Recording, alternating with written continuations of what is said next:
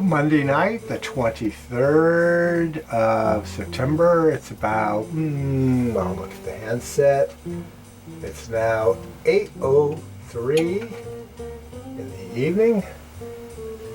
What I'm going to do tonight is a lot of experimenting because I haven't really been satisfied with the results of the imaging. I've converted the camera over to black and white with IR sensitivity since we're now entering into galaxy season with the great square looming off to the above and to the east. I boosted the brightness from about 80 to 100. We'll start with that tonight. My experiments are basically going to be to try different settings to determine maybe I can get a more accurate sense of aperture type relationships based on exposure times and shutter settings. So I just did the boost and the picture adjust and the brightness.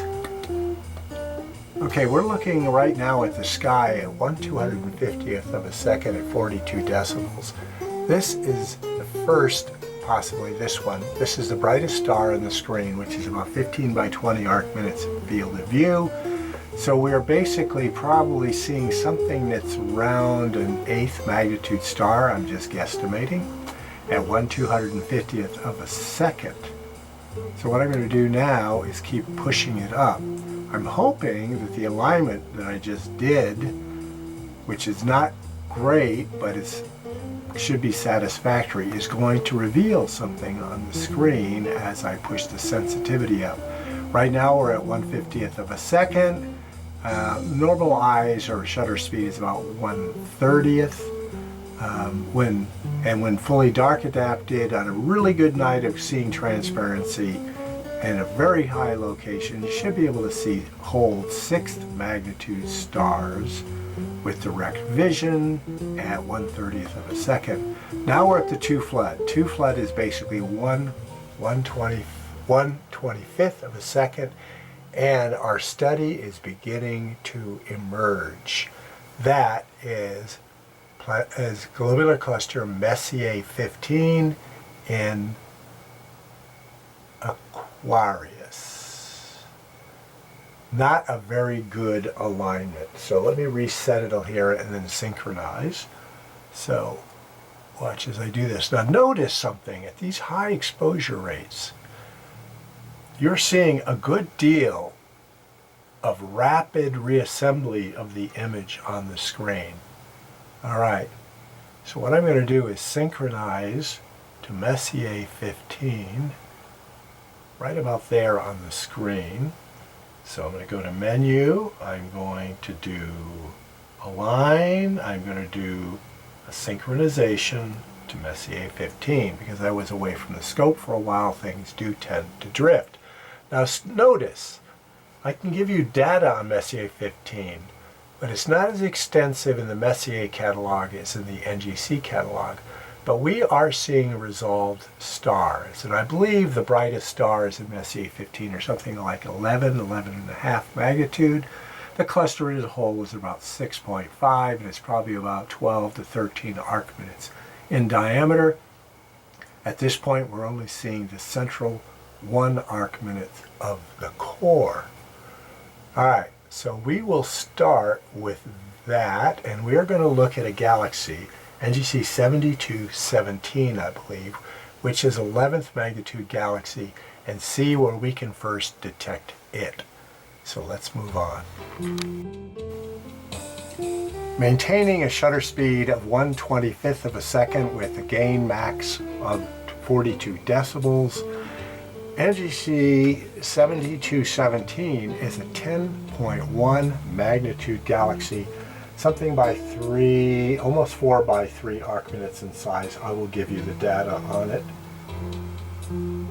At this point, anybody who's been following this series should know something about galactic morphologies as well as average surface brightness, relative brightness of various points in the galaxy, for instance, the core region and the extensions and the spiral arms. Let me give you the data on this so you can arrive at your own sense of what you might expect to see at this setting, which I assume is somewhere around 50 millimeters in aperture. But we are operating at 75x, so we really are operating at a fairly small, high magnification for 50 millimeters. NGC 7217's Galaxy in Pegasus, magnitude 10.1. It's probably the brightest one in Pegasus that I'm aware of. 4 by 3.4 arc-minute spiral with a bar 47 million light years distant. If you multiply 4 by 3.4, you get something like 15, which if that amount of light spread out, 10.1 magnitudes roughly spread out over 15 arc minutes, is probably going to give you something, an average surface brightness of somewhere around 13.5 to 14. I would not expect to see this galaxy through a 2-inch scope, and in fact it was not discovered by Charles Messier, although it could have been missed.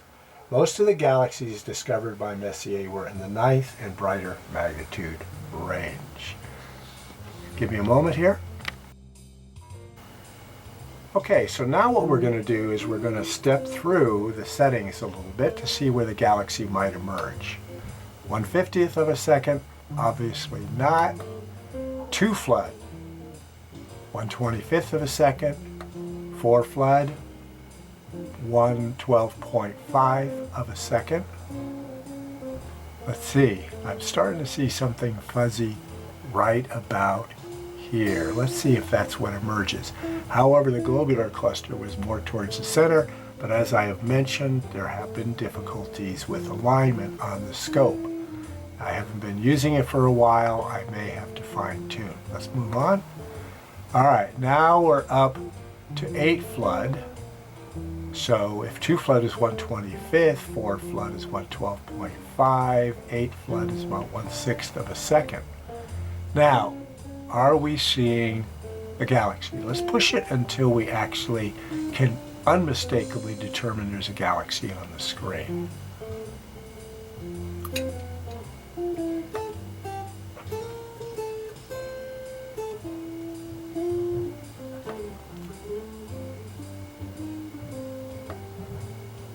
Okay, very nicely positioned on the screen. We'll back it off now. Now I expect to see this ideally at about 4 flood. Just begin to see the core of the galaxy. And the core of the galaxy should be about half of the brightness of the total average surface brightness. Well, actually should be, it's so large though, it's very difficult to predict. I would say the core is probably around magnitude 12, and I do believe we are seeing just the faintest hints of the smallest amount of the core at 4 flood. Let's jump to 8. Other button, Jeff. All right. We were seeing something that looked like a stellar core of NGC 7217 at 4 flood, which I consider about a 3-inch aperture scope.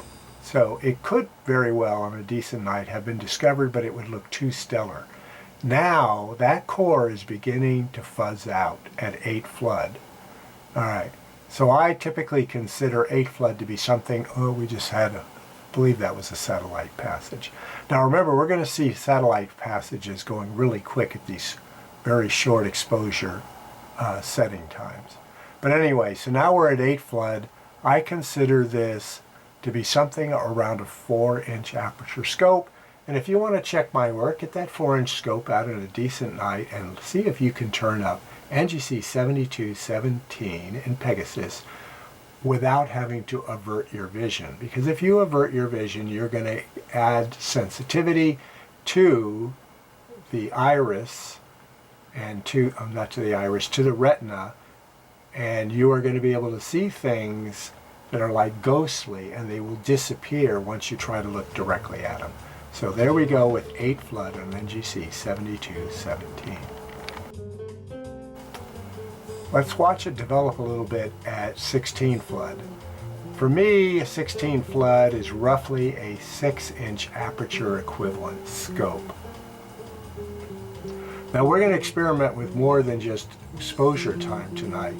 We're also going to experiment with brightness settings on the screen. I already boosted it because I looked at some previous stuff and it was just too dark. I actually did a comparison between 7217 I did last night and 7217 I did last year. The screen was much brighter in 7217 last year, and it did reveal more detail in the galaxy than operating last night at the maximum settings of 256 flood and 44.8 AGC. Clearly we now have a galaxy in what I consider a 6-inch equivalent scope. Let's go to 9 inches. Alright, let's watch this one develop. We just had another satellite passage. Ooh, there was some degeneration of the image. Maybe that was just the CCD imager discharging itself. Obviously now we have something that looks either like a globular, faint globular cluster or a galaxy. However, you can tell it's a galaxy because it's a bit distended. Remember, this is a galaxy with a bar, and we are seeing a sense of distension in this galaxy now. I also want to point out I'm starting to see speckling on the screen. Now that could be atmospheric water reflecting back light from the city here of John Day. But there are also other artifacts on the screen that are permanent.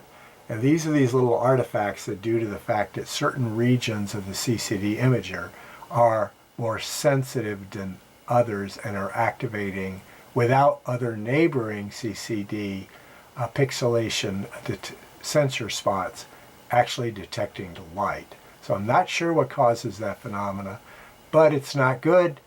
There have been at least 20 or 30 of these artifacts on the screen ever since I purchased this REV II system. So there is our 9-inch view. We're now getting structure in a 10th magnitude galaxy. Alright, now we're watching the galaxy NGC 7217 form at 64 flood, which is going to be somewhere around 12 or 13 inches in aperture. The speckling is more enhanced, but so is the distension of the galaxy. It's a good view. So we're at 64 flood, roughly 12 to 14 inches in aperture. Our exposure time now is 1/4 of 5 seconds. So we're now up to about 1.5 seconds.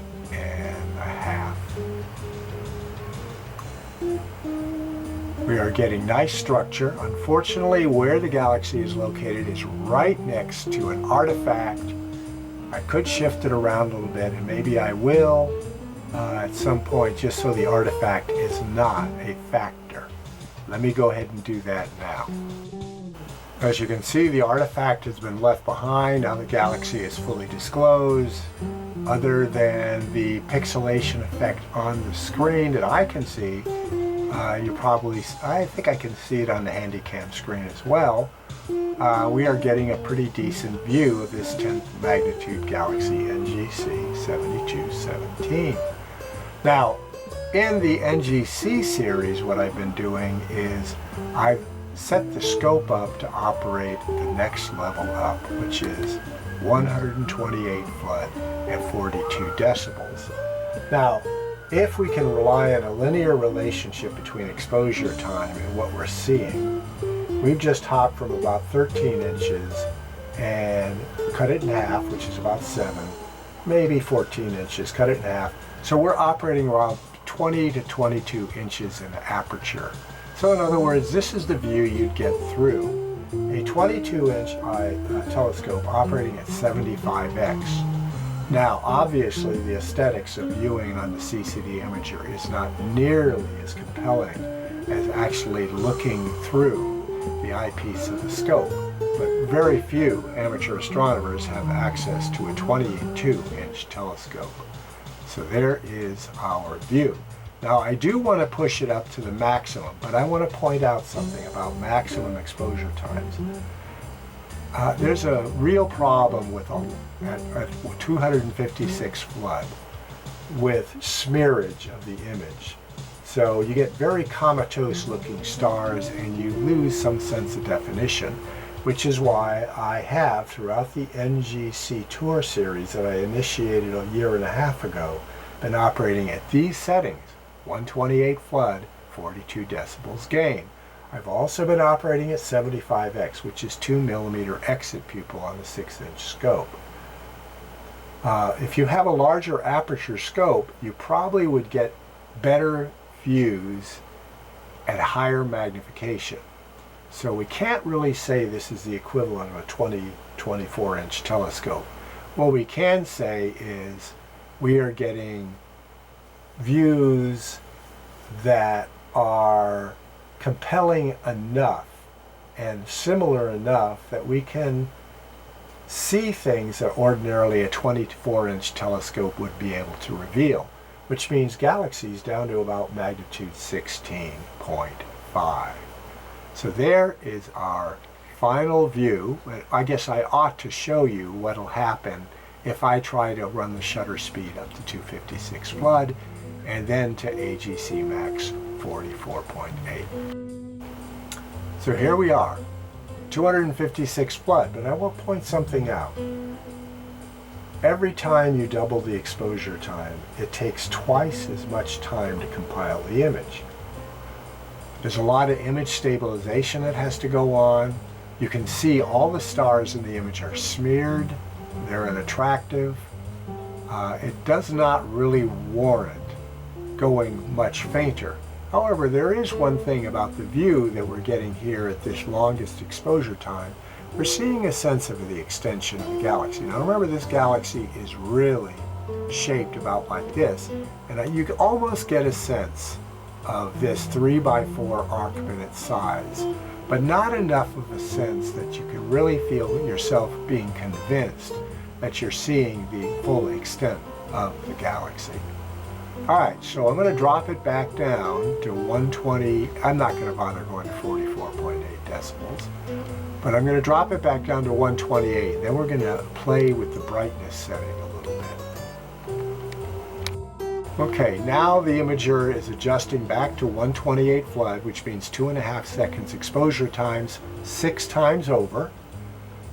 And that means if it were just raw time, it would be something like 15 seconds exposure. But I can tell you from experience, if you do not allow the imager to continue to image for at least 35 to 40 seconds, you do not get the full composite image. And that's because it's also having to deal with anti-shake properties. As you saw at the very high exposure levels, the images were shaking all over the place. The imager itself has to correct for that.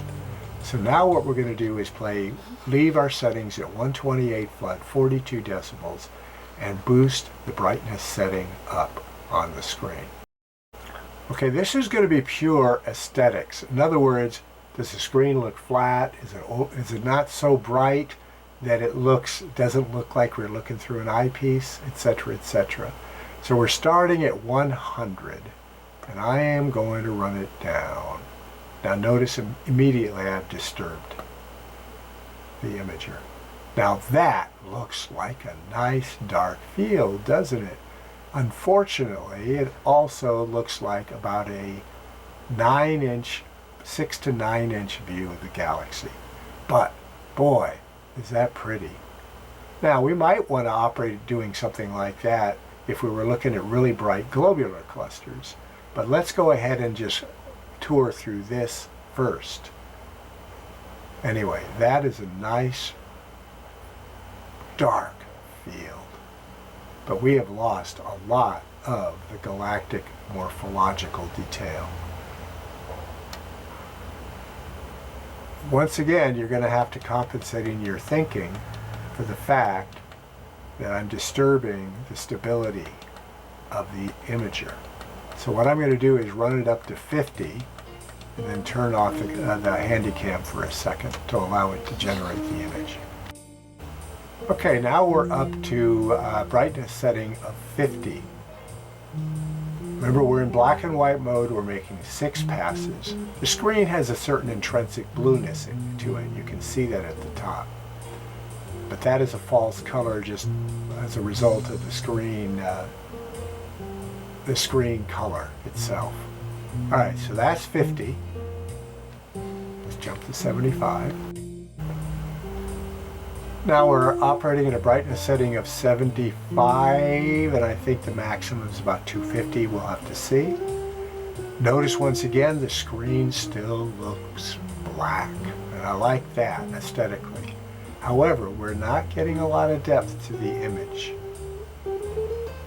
Now, it's possible I could play with the contrast, but this is probably as bright as we want to get before we start to actually make something that obviously does not look like an eyepiece view.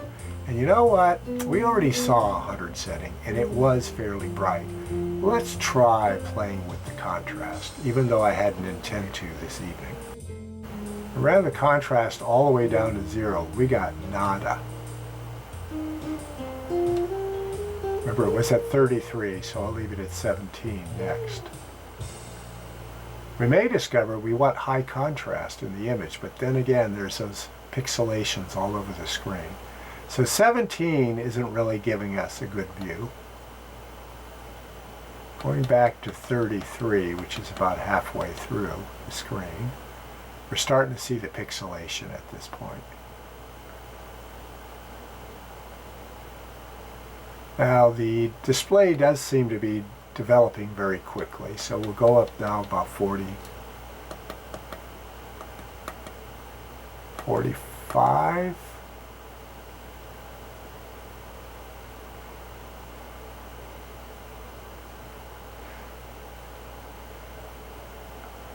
Tremendous amount of pixelation.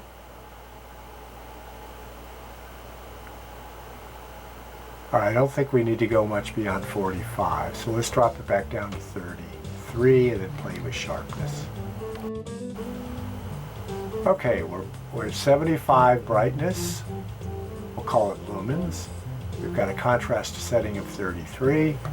Let's run the sharpness down. Maybe that'll get rid of the pixelation points and yet still retain some sense of the shape of the galaxy.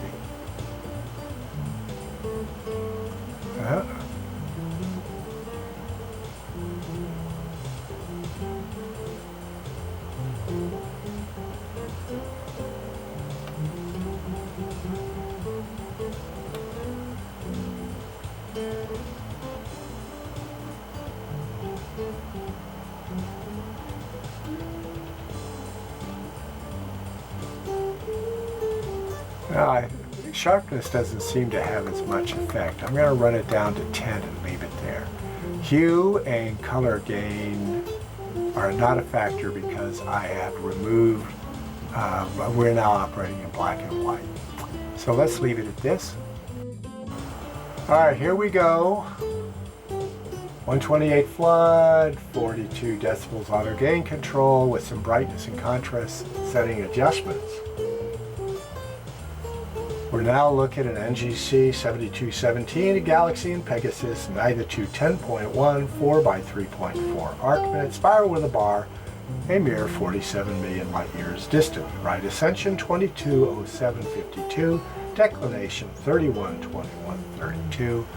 Let's have a look at Messier 15.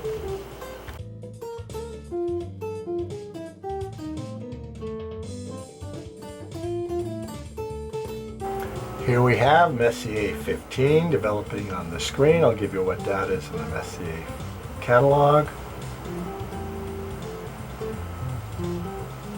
It's globular cluster, of course, in Pegasus. I was wrong about that. I thought it might have been Aquarius. Magnitude 6.4, 12.3 arc minutes in size, 33,600 light years distant. Right ascension 212958, declination 12 degrees positive, 10 minutes and 1 second. Clearly it is overpowering the screen a little bit, certainly in the core. So that is our globular cluster view. What I'm going to do now is look for the faintest galaxy that'll easily turn up so we can see how deep we can go on this evening.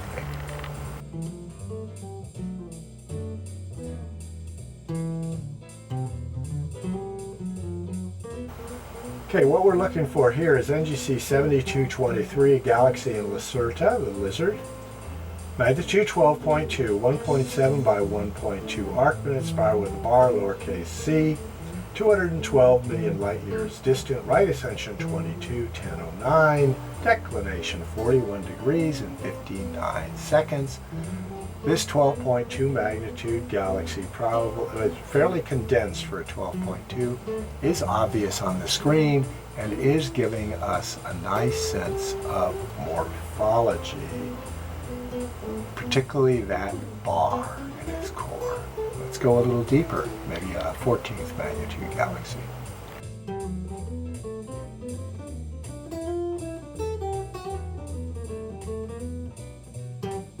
Go down another magnitude or so to NGC 7236, galaxy in Pegasus. Magnitude 13.6, almost 1 by 1 arc minutes. Actually 1.1 by 1, so its average surface brightness is about 13.6. Lenticular spiral, 351 million light years distant, puts it about 110,000 light years in diameter. We're at right ascension 22, 14, 44, declination plus 13, 50 minutes and 47 seconds. The galaxy is quite apparent there, however, it is in a galaxy family.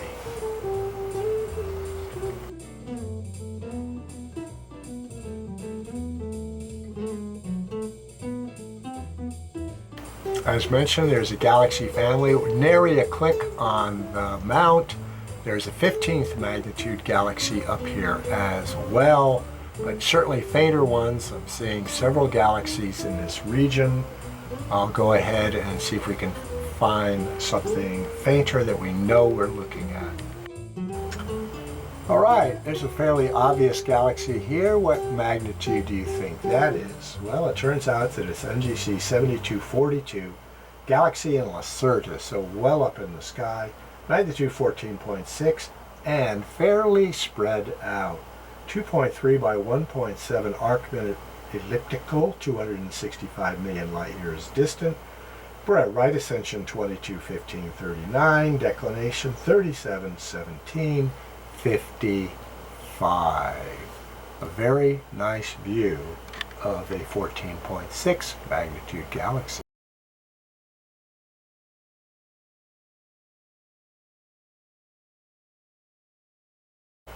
What we're going to watch now is a faintish galaxy, NGC 7271, formulating on the screen. I'll give you some data. NGC 7271 is a galaxy in Pegasus, probably shares the field with a few others.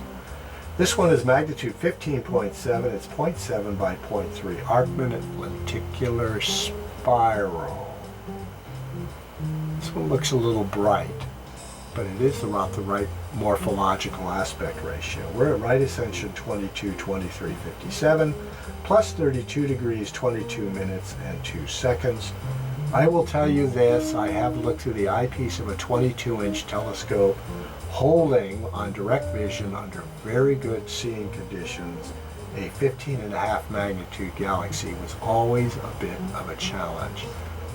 If indeed this is our NGC 7271, it is easy peasy using an imager and a 6-inch scope at 128 flood, 42 decibels gain, and having now established a brighter screen presence, hopefully, and a higher contrast, things will appear a little more obvious.